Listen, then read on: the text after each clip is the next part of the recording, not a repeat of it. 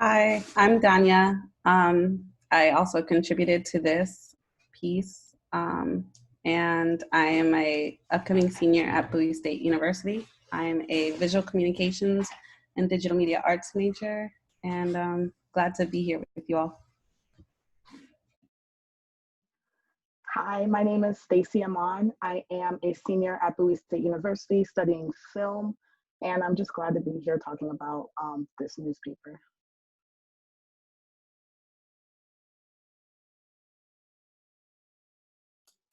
Hello, I'm Adriana. I'm one half of Homie House Press, and we were lucky to be in the classroom with all these students and with Professor Jennifer Johnson, facilitating this space and getting to create something really experimental for us and something challenging that we felt was really important for our own communities, for Black and Brown communities, and something that affects us and something that is for us, about us, by us. So this is something we were really proud to publish, and it's something we were really, really honored to just put together and to spread everywhere. And yeah. And I'm gonna put the link to the newspaper in the chat. Excellent. Yes. Yeah. So we're so excited. A lot has been, I don't know. We feel like we haven't really been able to connect with each other because of COVID. So having this opportunity to kind of be together, to continue the conversation about what even the score means, and to just assemble and to just celebrate each other means a lot to us. So thank you, DC Zine Fest, for, again, holding space. And I have a couple of questions that I'm going to be asking Adriana and the students, and it's going to be really informal, and we really just want to hope to invoke some really cool dialogue and some exchanges to, again, help to amplify the topics that we dive into as we created this newspaper. And I'm also going to be sharing my screen because it's important that, this is virtual, right? So we have to be able to kind of share like the work because we're not able to physically experience it. So I'm going to be sharing my screen, showing some images, showing a little behind the scenes of the score process, because again, it was done at Bowie State University, the oldest HBCU in Maryland. So it's really dope to be able to kind of have artists come in and create alongside the students, and to kind of help the students to understand how personal narrative, photojournalism can be a tool to help amplify so many underserved and underrepresented topics. So I'm going to share my screen here. And I'm doing this. All right, here we go. And I'm broadcasting this. So let me know if you can see my screen. All right. So can everybody see my screen? No, I can't. No, we can't see it. All right. All right, I'm going to try this again.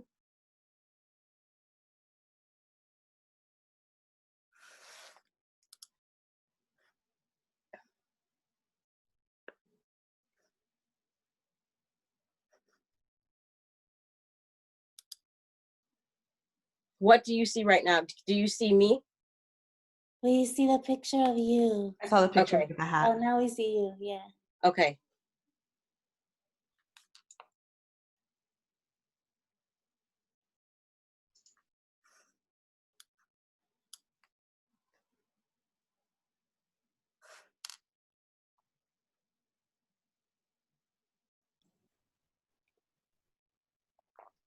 So when you click the share button, then there's that second screen that comes up that you have to, okay.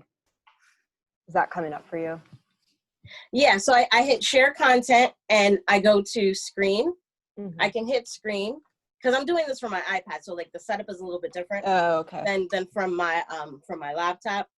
So I can go to screen. So if I hit screen, and then there should be a share button that is after you select which one. I mean, yeah, I don't know how it is on the iPad, but. Right, yeah, see, like I see Zoom. I see Zoom. Okay, let's see. Yeah, so like the setup is just a little bit different.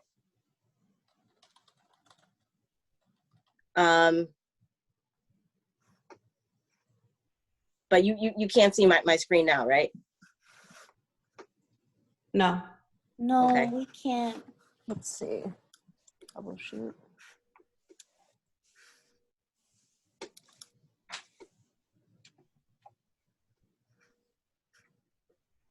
It was mostly just images of some of like the classroom photographs. But what we can do is, because I don't want to belabor the time, I want to, like, while I'm gonna get started with like a couple of really hardcore questions for the students to kind of help to set the tone. And then I'm going to, like, while a student is talking, I'm gonna be dropping, because it looks like I can share from Google Drive. So I'm just gonna drop like the PDF, because it's just like a simple PDF slideshow, and I'm gonna drop it into my Google Drive, and then I'm going to try to pull it up that way. Because yeah, because I had it on my iPad as like a PDF file, and it was like up and running and ready to go, and it just wasn't like broadcasting, because with Zoom and iPads you have to like broadcast your screen. It's weird. So one of the, and I don't have like a physical copy of the paper, or I would just pull it up. But one of the things, yeah, there we go. I have them here. Because they're all in my office, and I haven't been to my office since March. But so that is the newspaper. It is glorious. It's beautiful. It was so well done. And last fall was actually when we got together as a class.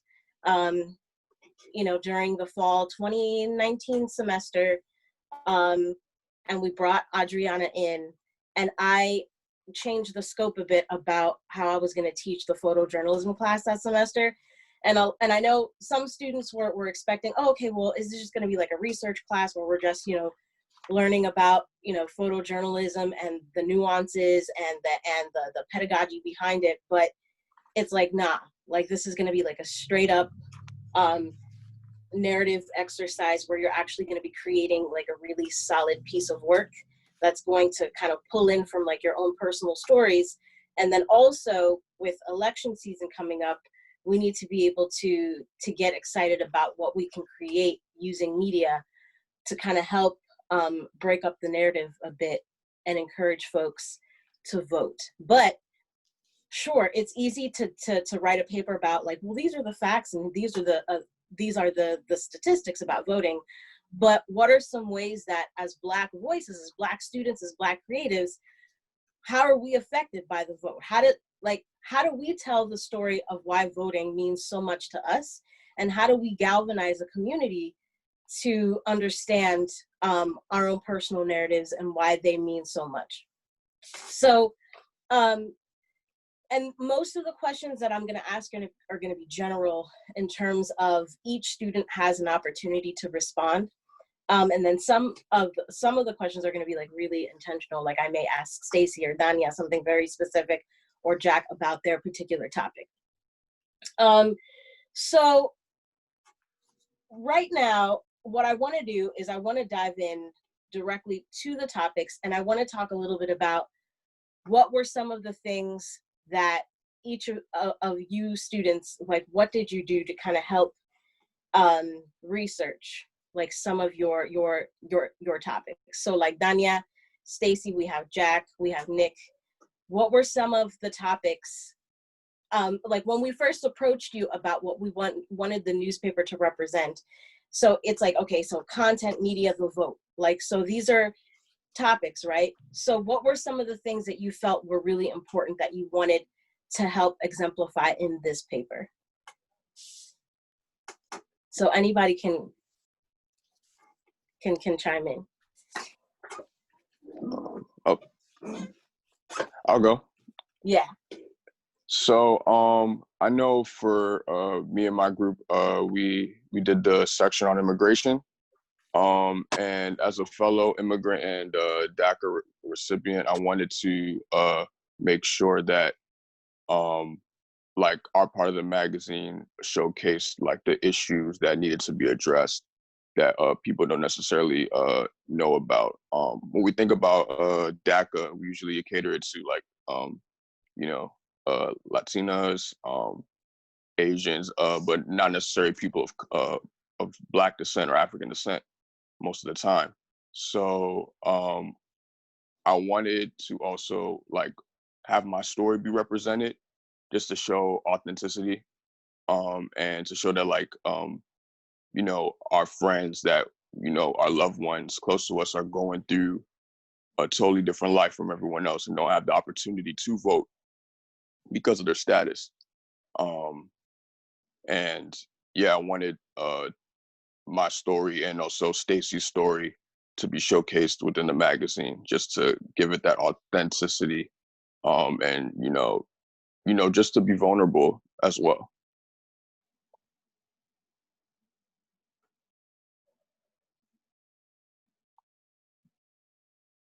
So Stacey, you want to chime in? You want to add some really cool thoughts about that, about what Jack was just saying? Yes, I totally agree what he said. I mostly wanted to showcase my family story into the magazine, to show like their struggles with trying to vote and their issues. So that's it. Yeah. Can you guys see my screen now? Yes, we can. Excellent. Yeah. So here is to kind of like set the tone a bit. You know, as we started to have these conversations about what were some of the topics that we were the most passionate about and that we really wanted to like declare and to make known to like our community. Like this was like the first day that like Adriana came and you know, she rapped with us about what Homie House Press represented, and the students were like, wow, like we're actually going to do this, like we're going to design and we're going to create content about our own personal narratives and how they have to do with, you know, amplifying the vote. So right, topics like immigration, like how does immigration impact an HBCU student, right? So what are, you know, so giving the students the room to be able to kind of to talk about that was like immense. And so this was like our first day, and at this point we really didn't even know what we were going to dive into, because like I said, we knew that we wanted for even the score to be like a tool to educate, but I think that the students themselves didn't realize at first, like, oh wow, like I can really like talk about me, like talk about the things that I want to see change in the political sphere, and my artwork can really have some impact. So this is these are some of the topics that we dove into. So voter suppression. So Brittany's not with us today, but Dania is with us. So the kids are all right. Cannabis knowledge, Devon Kendrick. Fuck Your Pride by Nick Purdie, Immigration by Jack, Randy, and Stacey. And then we have Only Rights Will Fix the Wrongs by Tatiana and Kaylin. So really personal topics. And then we have a photo here that basically that kind of like examines like environmental justice. So like the future is us, it's in our hands. So this photo was actually taken in the classroom by a group of students who really wanted to amplify environmental justice, and how like if we let like our environment fall, like it's really on us, you know, like we have the power to completely cultivate the land, you know, to really take it back. Oh, sorry, Jen. Yeah. I was just gonna say something. The students were really beautiful, the way that they were connecting, talking about environmental justice with also talking about like racial justice, is immigrant justice, is environment justice, is reproductive justice. It's all connected. Like all these things come together, and especially in Black and brown bodies, like we are the intersection of all these things. So I was really excited to see them like really grappling with that and understanding that. Yep. And so Adriana, like, how did you, so now that we have these photos of you, like, talk a little bit about what you were really hoping the students would gain creatively from this overall experience, you know, because you were walking into the classroom, like meeting everyone for the first time, like feeling the vibe, like wondering if this element, if they were going to understand like how a newspaper could really amplify like so much. Yeah, I mean, coming into the classroom at first, it's true. Like, I have no idea whenever I go into a new space, like how people are going to interact with the physicality of books and with the idea that this is art that is like accessible to everyone. This is art that doesn't exist this is like, yeah, not site-specific art. You can take it anywhere. Books are the best. And so that is like something that I'm always like really excited to show the youth, to show students. And it seemed like as soon as I started talking about that yeah, it felt like a lot of people were getting it and were feeling it, and it was really exciting to see what different publications the students were gravitating towards, and seeing just how people were interacting with the books. And we did like an exercise the first time I was there, just like I asked, I think every student that was there, which was like 16 students in the class total, maybe it was 14, to just grab the book that you gravitate to without knowing what it's about or whatever. And then we would like talk a little bit about what specifically is the topics in there. And yeah, it's beautiful and the images are beautiful, but what are the ideas that we're diving in? What are the broader narratives that we're talking about in each of these things?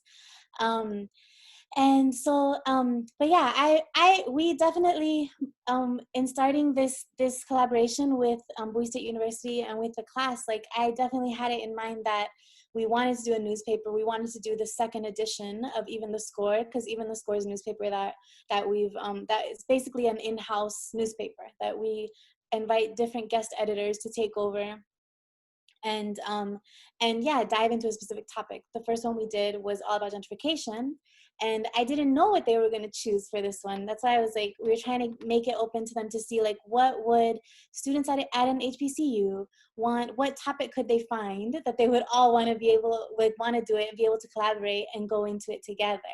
And that was like, I feel like maybe the hardest part at the beginning, just figuring out like how can we figure out like how to bring all these different ideas that they want to do together. How do we not alienate some? And then like we ended up coming with the idea of the vote and how that can be something that really connects all of us. That way we can include everyone's story, and it worked really well. So that's how we ended up coming up with like focusing on the Black and brown vote, focusing on how this affects them, and really coming at it from each of their identities within Blackness. Because some of them got to focus on like queer identities, some of them got to focus on immigrant nation, sex work, legalizing weed, like all these different things. So it's a really dynamic way to it just worked really well to put it all under the current year of like the vote. Yep. So now, thank you so much, Adriana. Well said. We miss having you in the class. We wish that the experience didn't end. And so, I miss it so much. Oh my gosh, being physically with people and talking about books, I miss it the most. So having you there as a really amazing guide, not just on a creative level, but also just like on a narrative level to encourage the students to be very honest and to be very vulnerable with how they wanted to approach their work was just really phenomenal. And so what you see here are just examples of, right, a lot of those conversations, and a lot of our desire was really to help the students like say, hey, like you can really allow for us or you can allow yourself to bring in like ephemera, like things that like represent like your cultural heritage, your identity, to really kind of dive into things that we often don't get a chance to see, or that we don't hear about, or that are really overshadowed by like other stories of in terms of the vote. So this is one of my favorite spreads. Jack, do you want to talk a little bit about this? Sure. So this spread in particular, I brought up the design element of like having it look like a passport. Since when we think of immigration, of course, like the key word and within the word is migration, which, you know, travel. So I thought that passport would be a good theme to like showcase all of that. Because I know like that's like a big part in a lot of like us, you know, immigrants, like what we go through, the part of traveling through to another country and all the logistic stuff that go with that. So all like the different pictures in there are all passports that I scanned, or copies of like previous work employment cards for me, because I'm in DACA, I have to renew every 2 years for employment and stuff like that. So these are just different documents, different things in passports and different documentations I've kept over the years. You know, I put a red overlay because those are the colors that we chose, red and purple. So wanted to blend those things together and, you know, just showcase the different aspects of like what is my story and Stacey's story and Randy's story is about. And I feel like each picture tells a different story within it. So yeah, it was fun creating that.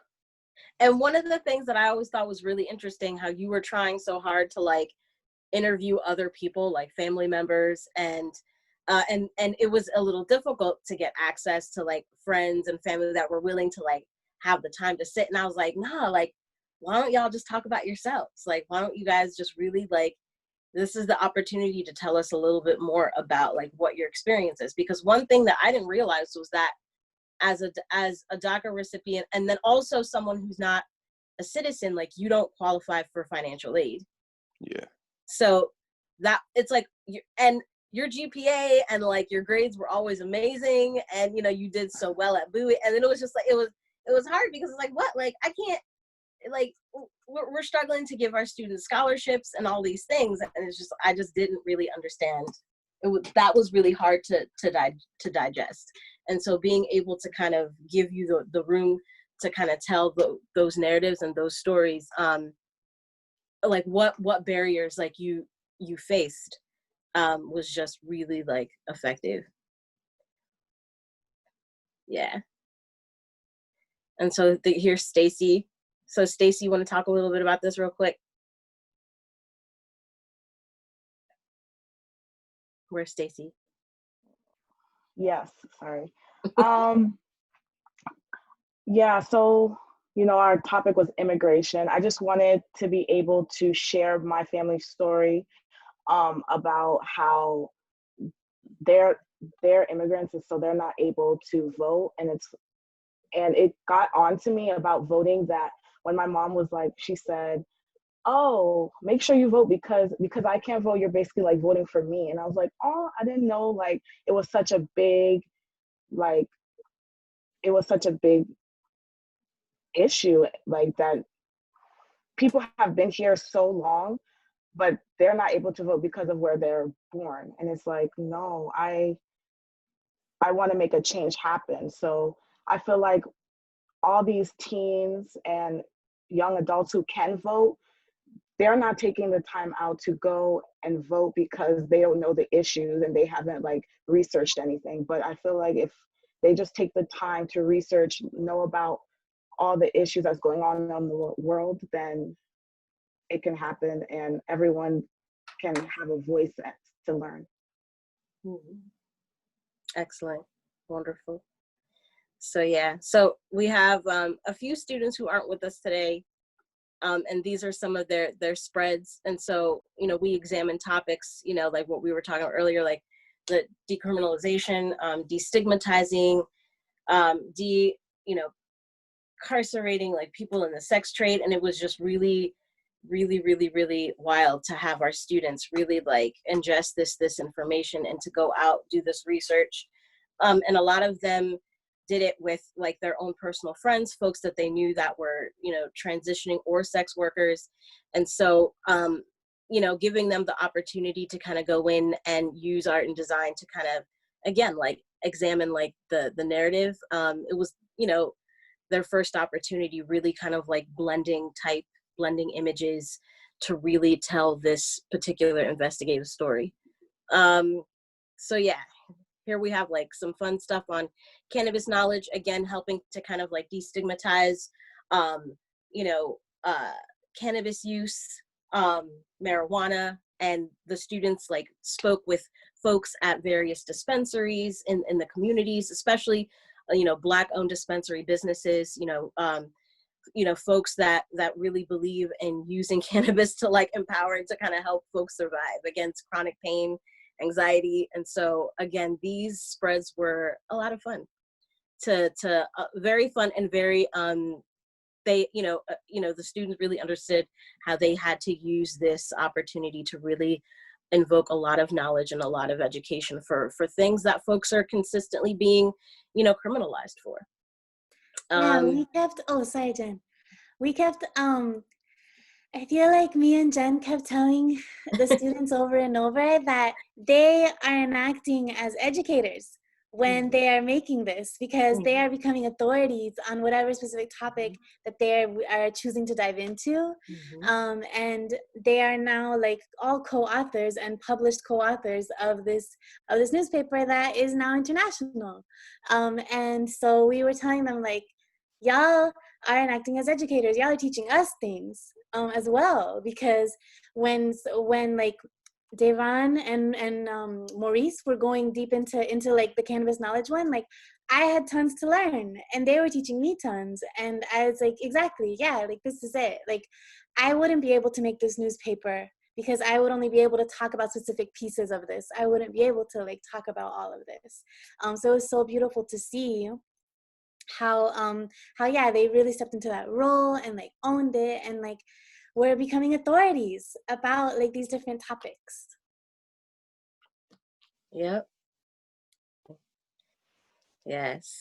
And so one of the narratives that was really important, we have a mother who's actually was in the class, Dania.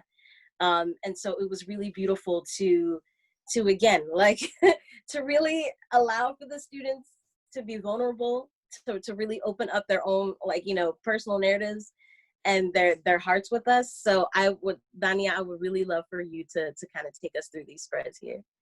Please, Dania. Yeah. Okay. Hi, I'm Dania. These are my kids. I have 3. My oldest just turned 9 a few weeks ago. I have a 9-year-old, a 7-year-old, and a 5-year-old. And I'm older than most of my classmates. I'm 35. I don't care. And so my kids, I had them when I was in my mid-20s, and I pretty much put a lot of things on pause once I started having my kids. And one thing that becoming a parent was really, what I found becoming a parent was that I saw these kids and they were looking at me to lead them and help guide them. And I realized that I was navigating my world in a way that wasn't authentic to me. And I kept thinking, if this was my child, like how would I want my child to like go through the world? And it's like, I want them to be able to embrace themselves and to be their most authentic self. And how can I effectively encourage that in my children if I'm not doing that myself? And so one of the things I really had to like come to terms with was my own sexuality.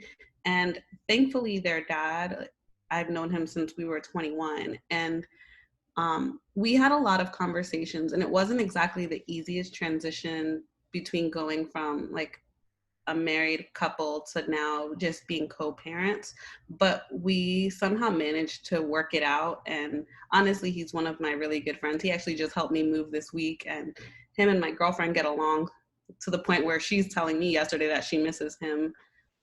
So it's like, it's a really fun dynamic because everybody, the whole point is the center is the kids, you know? And so when we think about the elections and we think about like who you're voting for, like I think about how this impacts me when people are like against certain things in the queer community, like with same-sex marriages or other things. Like, how does that impact my kids? Like, I look at it like everything is, it's just like my kids are okay, you know? Like I have like a lot of people concerned, like, are they okay? Like, how do they handle this? And because me and their dad and everybody, we just went about it so like nonchalantly. We didn't make it this big glaring, like, we need to sit you down and have this conversation. It was just really organic. And the kids were like, oh, okay.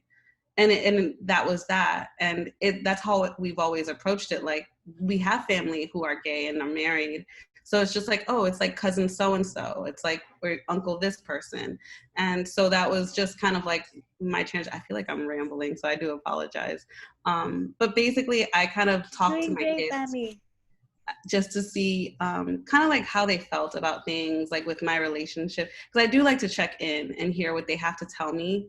And I mean, they were just more like, you know, so what are you guys gonna do? Are you guys gonna get married? And what is, you know, just asking me questions like, you know, but their idea of, I don't know what they think marriage is, but they were just kind of like, ew, like people get married, that's gross. So it had nothing to do with like who my partner was and everything to do with like, ew, kissing, you know?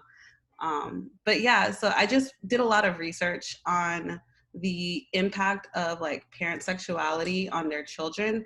And really, like, everybody's been worried about the kids, and it's like, they're all right. Like, the kids are all right. Like, people say that a lot, and it's like, genuinely, the kids, I mean, the kids across the board, like Gen Z, whatever, they're doing epic. And I feel like my kids are doing great too.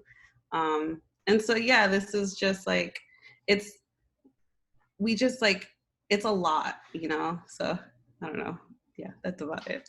No, you're not rambling at all. And I'm angry that like this next slide won't load. It was just another spread. I don't know if you have like a copy of the paper.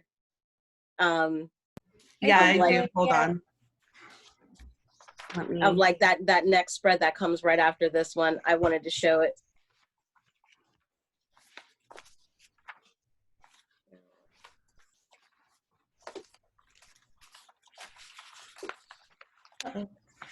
This one?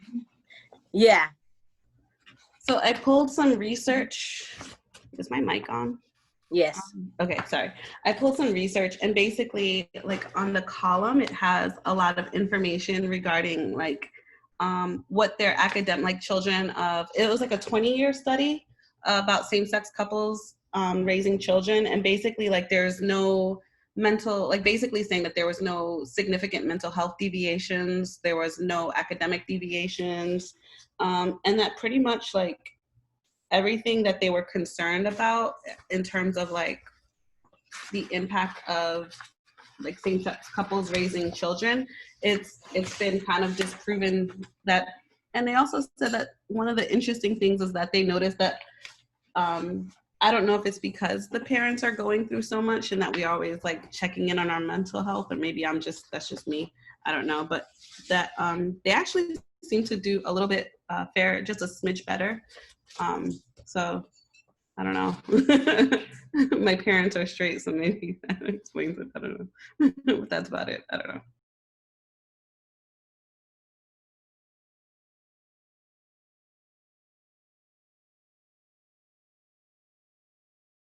Everybody's muted. Jen, I think you're muted. Yeah, my screen just went dead for a quick second. I don't know. Sorry. Can you guys see it? You're good. Yeah. Good. Okay, excellent. Yeah, I don't know if it just died. All right. So, okay, here we are. Yeah, for some reason, like that spread won't come in. But yeah, we want to thank you so much, Dania. Again, it just meant a lot to us that, you know, we could hear what the vote means from so many different perspectives and so many different paths and walks of life. And so many different types of parents, you know, and so many different types of identities. So that was just, it was just like the perfect combination of narratives that were able to be, you know, woven together in this experience. All right, so we have some really beautiful representation of melanin, which was like really important that we wanted to like exemplify like in this, again, like in this newspaper. So Nick Purdie, are you with us? I'm here. Yes. Hear me? So you were able to collaborate on this shoot with Dania and Tatiana, who's not with us. So go ahead and just kind of walk us through some of these captures and your article. Okay. So beginning the class, I guess we kind of had to narrow down to a topic or a subject that we felt like targeted a community or a person that we can relate to. So I figured since I'm like Black and then I'm also queer, I feel like there's a lot of issues at hand that I feel like I'm faced with. And there's a lot of trauma behind that. And I just felt the need to like, go, you know, choose this topic and just go down with it. So that's like the message of it overall. To get more like in particular, it'd be like how companies around time of Pride, they kind of like pitch in and manipulate and advertise that they may, you know, gravitate towards just getting our money. So they're using Pride opposed to actually being clear and transparent of where their donations are going to. And for example, you know, Chick-fil-A has been in the media scrutinized for their values and how it kind of does target Black people and then queer people as well. So I just wanted to highlight that in particular. And with the pictures, more of a genuineness versus, you know, I feel like the glitz and glam and the rainbows, I felt like it's beyond that. And that's how I wanted the pictures to reflect upon the subject, if that makes any sense. So. No, it makes a lot of sense. And I was always just really intrigued by the way that everyone was able to come together, you, Dania, and Tatiana as a group to really like art direct and like make sure that this shoot like spoke volumes. We often don't get a chance to really see like these beautiful Black bodies like amplified in this way. It was just so organic and just so gorgeous. And I was just so proud of this particular series and how you guys were able to come together and make this story come alive. And how this related to like this particular topic, right? Like if you, so in essence, like you're really reclaiming like what Pride means to you, what melanin representation means to you, what like being queer and Black BIPOC, what that means to you. And just to kind of see that, you know, amplified in this way, it was just a really beautiful representation and addition. Like y'all should be really proud of what you created. I also really enjoyed working with Nick because his vision, or their vision about like what masculinity should look like or could look like, everything was very gentle and just like showcasing a side of Blackness, and especially revolving around Black men, that we don't, especially gay men. It's one, oftentimes when you see Black gay men in media or whatever, they're not like, they just seemed so human, you know? And it wasn't this like production. It was just like, I am here, like I'm present. And it's just this juxtaposition in this like green, naturey environment and just being so intimately, physically close. And some of these people, they just met each other that day. So it was just this like, and just watching them engage in conversation was really beautiful, just like watching these friendships starting to blossom over like shared struggles and just genuine love for community and amplifying community. So I just really appreciated Nick's vision, and I really enjoyed being able to help make that come to fruition. So thanks. Thank you. That was sweet. Yes. I nailed it on everything, because I feel like when it comes down to like men, it's kind of like we're only supposed to be this one way, put in a box, and if we show any type of emotion, it's just like, oh, what is this coming from? But that takes away the human in us, and I feel like these pictures, I wanted just to be completely raw, completely genuine, and just match the subject matter at hand, because it's like, as I see it, it's like,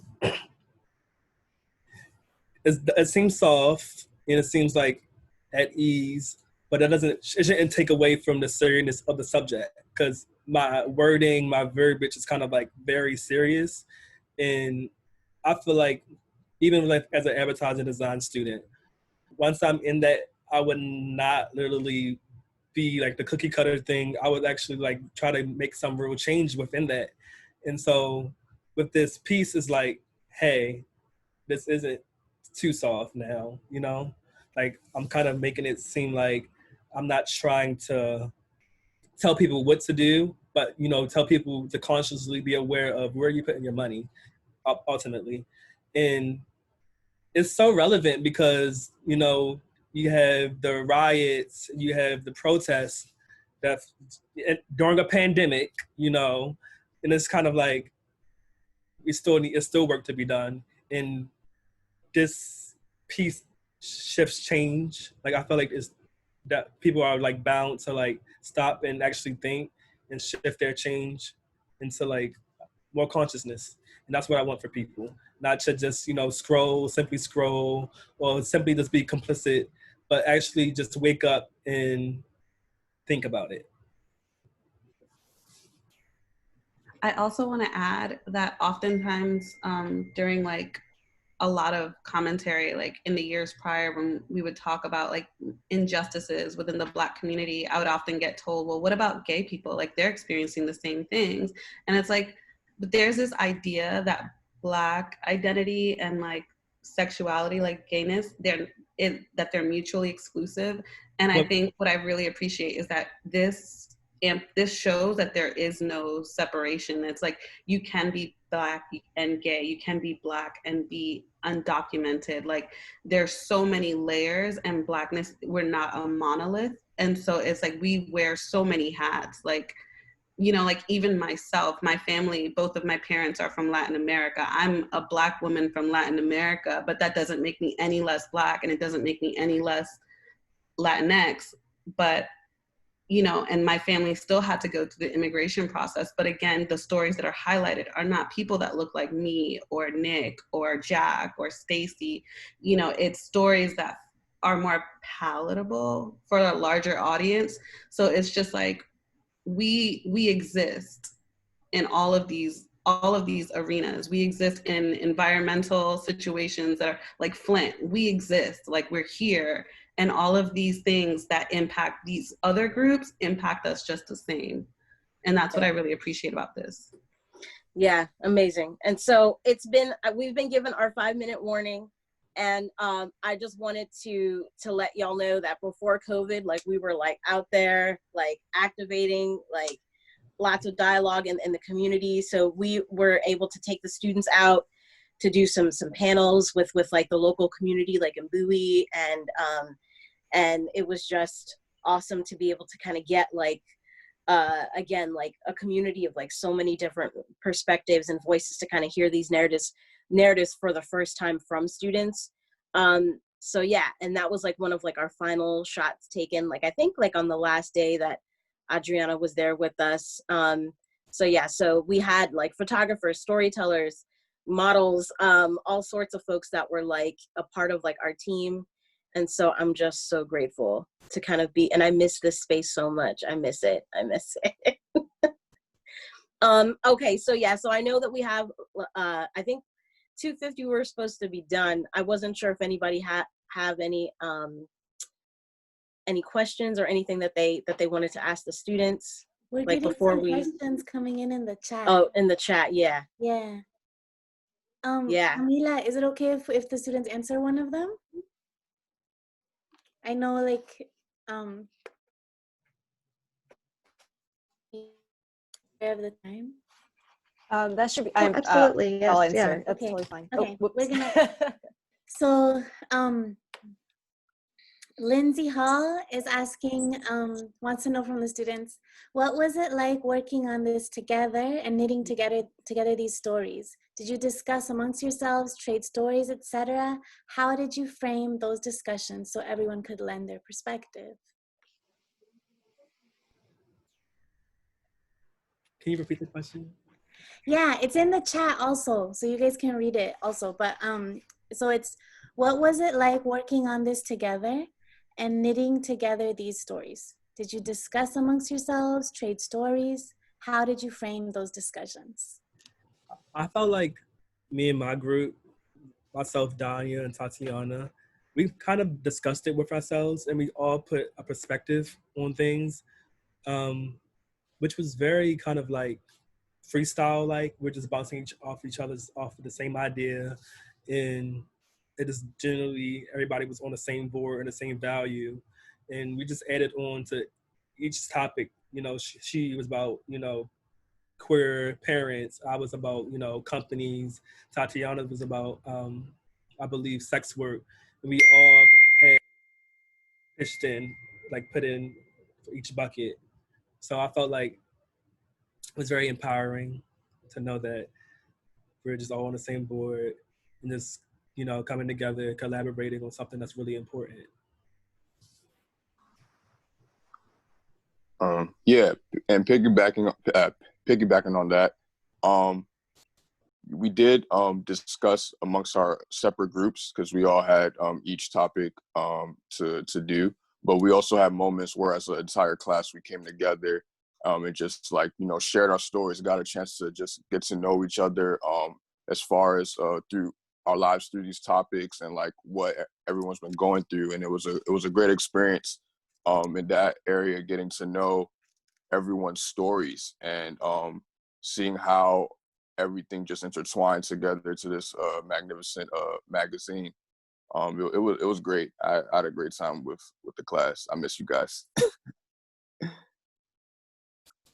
Yeah, I would say I definitely found myself bouncing around between groups because I wanted to be with the immigration group and I wanted to be with the environmental group. I wanted to be in every group possible. Like, I'm also like a Canna mom. I have 3 kids. I have to, you know, I had to hit my vape pen. I'm sorry. It's like, you know, it's like I have to de-stress. Like, so there's like so many things that I was just like, I want to do everything. But I will say, I will commend Adriana and Professor White-Johnson, because I really think that they really helped steer the conversations and make sure that everybody was really respected, and making sure that like everybody was clear and able to like express themselves honestly. And also it gave us a lot of room to educate and explain. So there were some things that people were not necessarily clear on. And when we were able to like explain it, everybody was really open to absorbing all of the information. So it was really cool watching like your peers who may have had like some reservations or hesitations about certain things really blossom and open up and decide like they're going to go hard for the cause.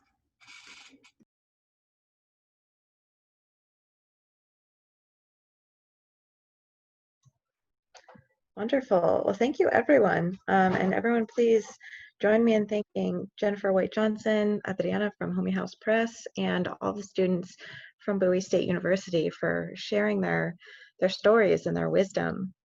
This is a really beautiful and important piece of photojournalism. So I can't thank you guys enough. Real quick, before we end the panel, is there anything that y'all want to promote or share, or ways we can support or follow you beyond? We'll link Homey House in the chat also, but yeah, so make sure students like drop all your social medias in there so that folks can continue to follow what you're doing and support you and buy the newspaper. It was our intention to obviously do more you know, like physical, like interactions with people. And we had started so much. And so we felt like it was just the beginning. Like our staff and faculty at Bowie State have been so supportive. And so we just want to keep getting the message out, and we want it to continue to grow as the election's upon us. Like this narrative is upon us, and I'm so glad that the students understand how this paper has been, you know, it's a tool for political power, and it's already something that's like within them. And so we just got to keep the conversation going. You know, we just got to keep it going. So buy it. That's all. That's my only plug. It's about the students today. It's about the Zine Fest. Buy the newspaper. Support their work. Follow them. Hire them. They're all like storytellers, photographers. They're filmmakers. You know, animators, digital artists. So they're all ready for commissions. Like they need the support. So yes. Wonderful. Yeah, we're gonna. Thanks y'all so much for like the support and for the space to talk about this and opportunity to like share the work. And definitely, as Jen was saying, like it's been really sad because we felt like this newspaper was especially published at this time for this reason, and we haven't been able to spread it for such a specific, like in such a dynamic way that we wanted to. But yeah, you can definitely support by getting one and learning and sharing it with community, buying more than one, buying tons for other family and people so everyone can be involved and really make this for the community. So yeah, that's definitely, and really like when you're purchasing these newspapers, you're making it possible for Homie House to continue to make space for underrepresented communities, to tell our stories and to make it possible to make it archival and make it beautiful and make it high quality and really show you what a journalist looks like. Like we don't all have to be this mainstream media. Like this is news. This is totally news, and this is just as valuable and just as important as quote unquote mainstream. And it's more important, honestly, in a lot of ways. And yeah, this is a radical space where we are totally enacting the youth to do this like for them. And yeah, there's a lot of power in that, and we need all your support. Wonderful. Thank you so much. And our next panel will be starting in just a couple of minutes.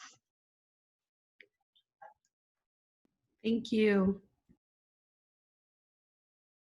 Thank you. Peace. Thank you. And just a note from Bethany, who's one of our organizers, in case anyone missed it in the chat, Bethany has added all the Instagram handles that everyone has shared from the panel to this panel description on dczinefest.com. So